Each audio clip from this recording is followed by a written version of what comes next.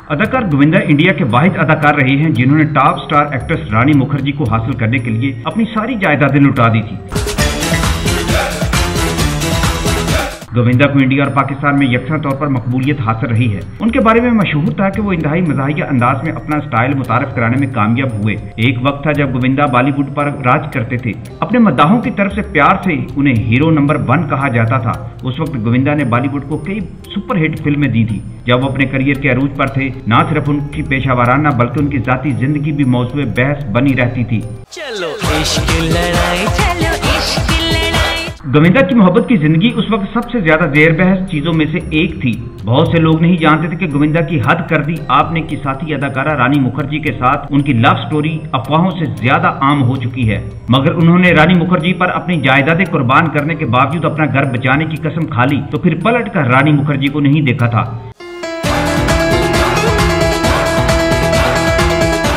90 की दहाई के आखिर में गोविंदा ने बहुत सी सुपरहिट फिल्में दी थी। ये वो वक्त था जब रानी मुखर्जी ने बॉलीवुड की दुनिया में कदम रखा था। उन्होंने कुछ कुछ होता है, हद कर दी आपने जैसी फिल्मों से मुख्तसर अरसे में अपनी पहचान बना ली, मगर वो गोविंदा के दिल में उतर गई। हद कर दी आपने रानी की 10वीं फिल्म थी और उसने गोविंदा के साथ काम किया जो उस वक्त मुल्क के सबसे बड़े अदाकारों में से एक थे। चलो इश्क लड़ाई, चलो इश्क लड़ाई। फिल्म की शूटिंग अमेरिका और स्विट्जरलैंड में हुई थी। जब गोविंदा और रानी मुखर्जी बाहर शूटिंग कर रहे थे, उनकी दोस्ती बढ़ती चली गई। उनकी फितरत एक जैसी थी और इस चीज ने उन्हें जुड़ने में मदद दी। शूटिंग के वक्फे के दौरान गोविंदा और रानी अक्सर एक कोने में बैठकर गपशप किया करते थे और अक्सर कहकहे लगाया करते थे। वो एक दूसरे को पसंद करने लगे थे और वाकई एक दूसरे के बहुत करीब आ गए।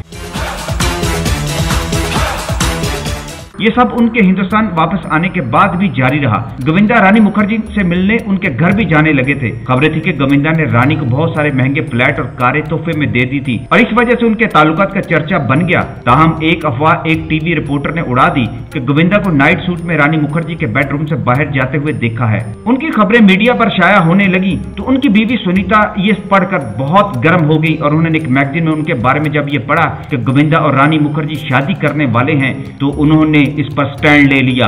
सुनीता ने साफ गोविंदा से कह दिया कि अगर वो उनके साथ रहना चाहते हैं तो रानी मुखर्जी के साथ उनका कोई अफेयर नहीं चलना चाहिए। गोविंदा ने बचपन की साथी सुनीता से 1987 में छुपकर शादी की थी। 1988 में उनकी बेटी टीना की पैदाइश तक उन्होंने अपने ताल्लुकात को छुपाए रखा था। ताहम जब रानी मुखर्जी ने 2014 में आदित्य चोपड़ा से मोहब्बत की शादी की तो सुनीता ने गोविंदा से कहा अब हम दोबारा शादी करेंगे। लिहाजा उन्होंने भी 2014 में दोबारा शादी कर दी। सुनीता ने यह फैसला इसलिए किया क्योंकि वो चाहती थी गोविंदा दोबारा उनके साथ वफादारी का अहद करे। वक्त के साथ दोनों के दरमियान चीजें सेटल हो गई और गोविंदा ने फिर किसी और एक्टर से अफेयर नहीं चलाया, सिर्फ अपने बच्चों और बीवी की खातिर। और इस बात का वो खुलकर इकरार भी करते रहे हैं। अब तो उनकी बेटी और बेटा भी बॉलीवुड में एंट्री मार चुके हैं और गोविंदा खुद फिल्मों से ज्यादा अब सियासत में सरगर्म है।